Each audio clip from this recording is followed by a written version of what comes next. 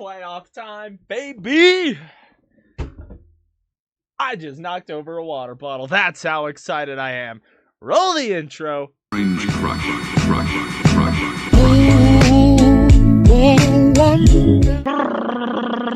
Boy! It has been a while since a lot of things happened.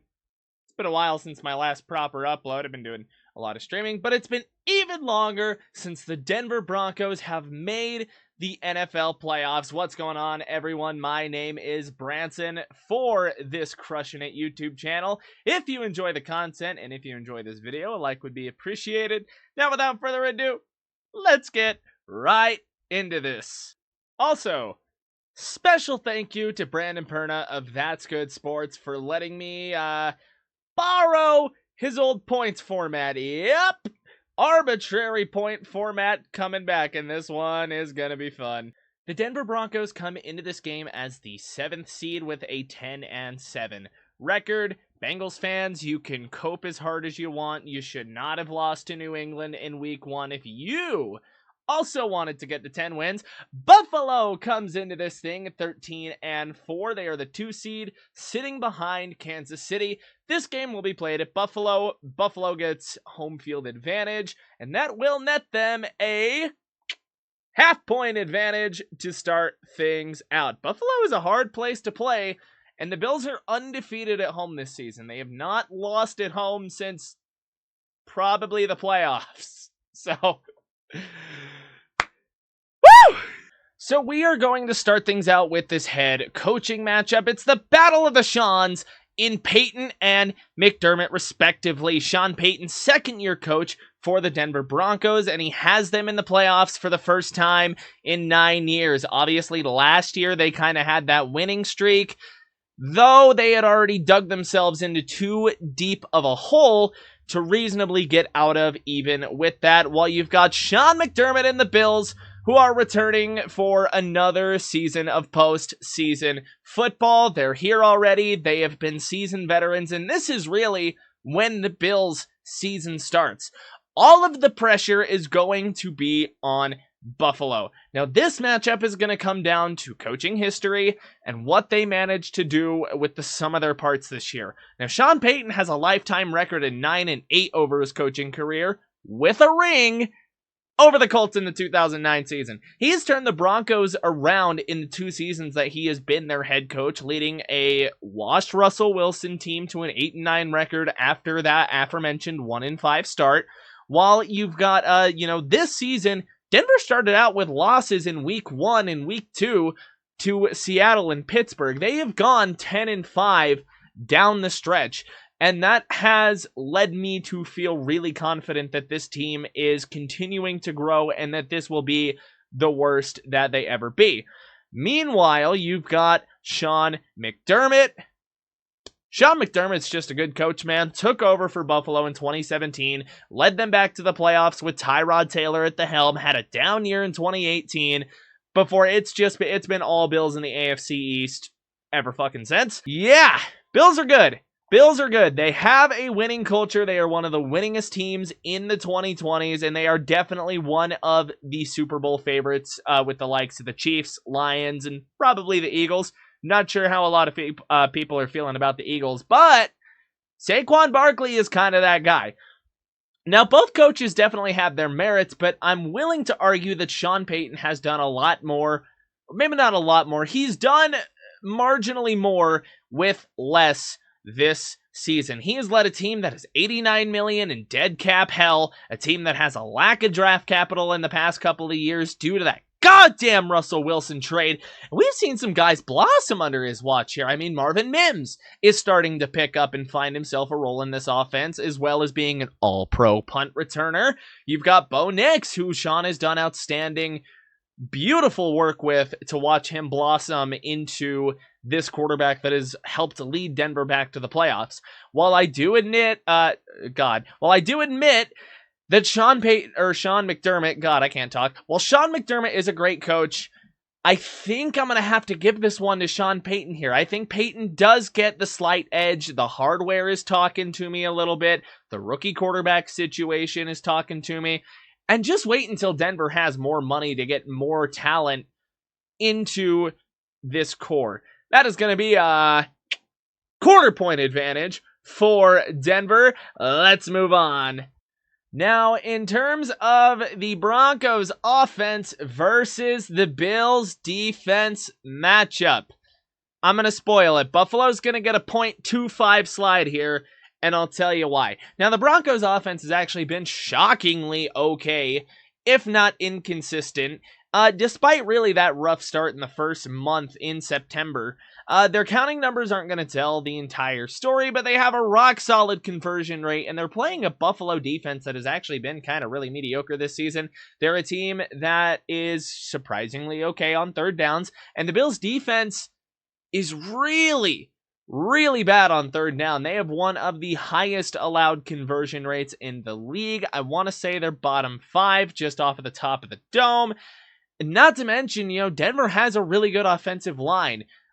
Quinn Miners is an all-pro for a reason. First-team all-pro, might I mention, while the Bills have only managed just 37 sacks. That's barely over 2 per game. The Bills kind of play a bend-don't-break style of defense with a really average red zone defense as well. They actually have the 12th ranked home red zone defense, so they do have that going for them a little bit, and a lot of this does kind of come from home field advantage, but it also comes from the fact that the Bills are a very, very opportunistic defense that can turn the ball over kind of whenever the fuck they feel like it.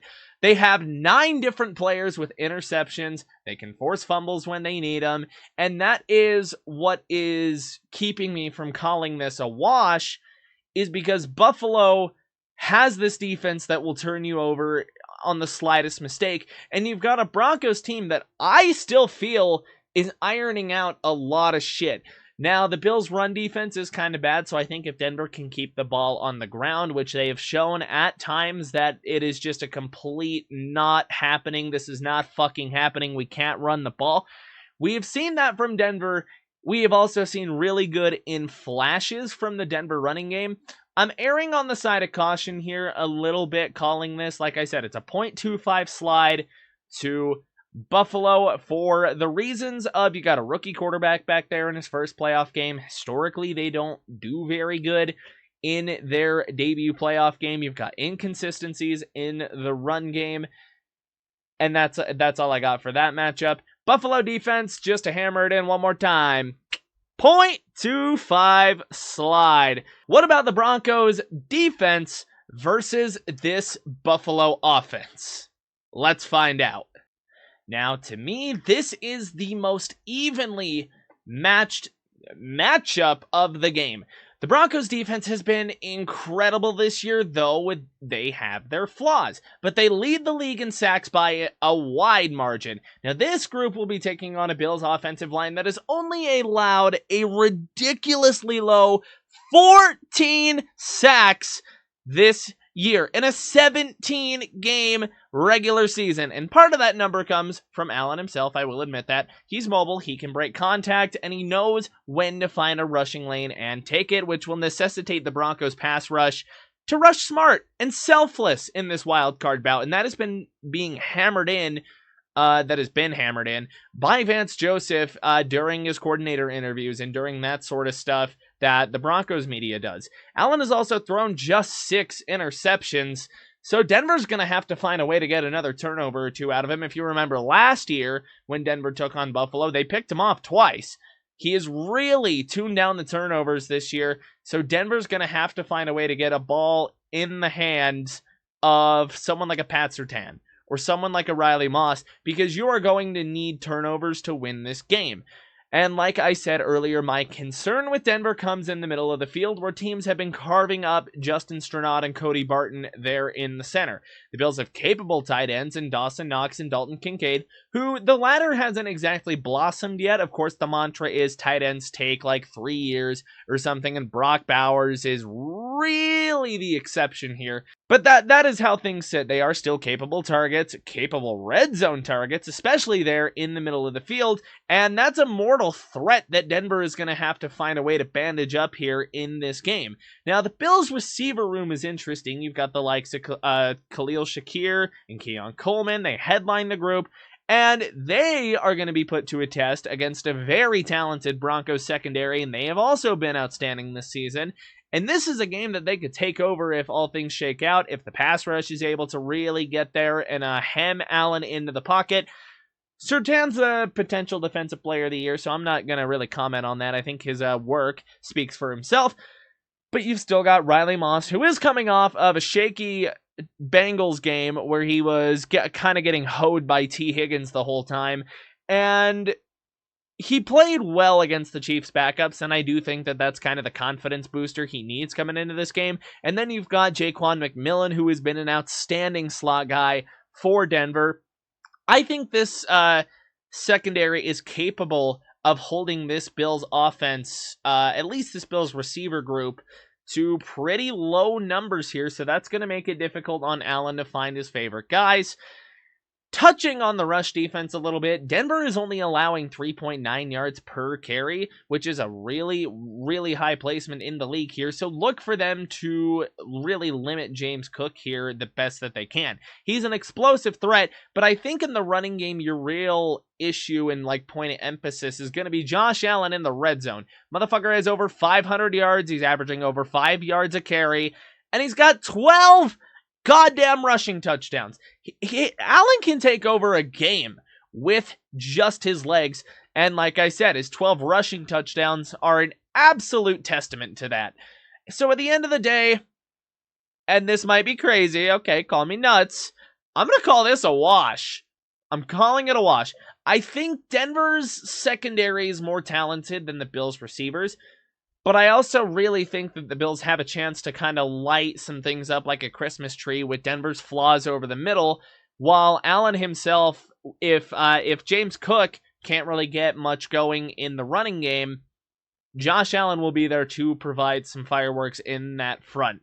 All I know is that this game is going to be fun to watch. This Broncos defense and Josh Allen can change games on a whim. So I very much look forward to seeing this. All right, I'm going to keep the special teams section short, but I'm going to come out and say it. The Broncos special teams is just fucking better.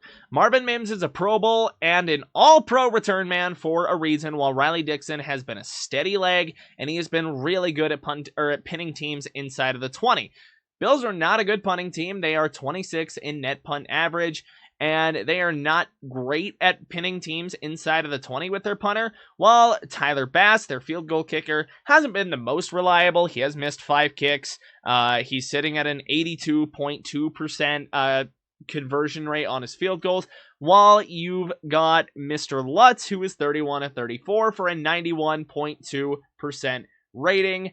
Forgot to mention Tyler Bass is 24-29, so 2 less attempts, 2 more misses for Tyler Bass. I'm just saying that it could be a factor. This one is going to be my easiest advantage. 0.25 to Denver.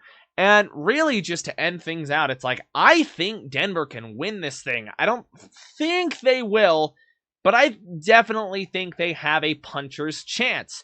This is not the blowout that the media or fucking Vegas thinks it can be. 8.5-point road dogs is kind of wild. They can shove that number up their ass for all I care.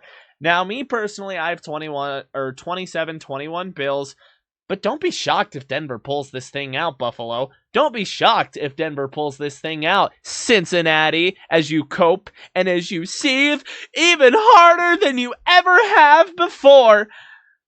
Thank you for watching Crushing It. I will be live on Sunday to call this game live. I'm sure a few of you have seen these live streams that I do every week when the Broncos play. I've started doing it since the Falcons game, and I am so goddamn excited to call this thing. So if you enjoyed the video, a like, subscribe, really helps out the channel, and I will see you all on Sunday. Once again, I would like to give a special thanks to Brandon Perna for letting me use the point system.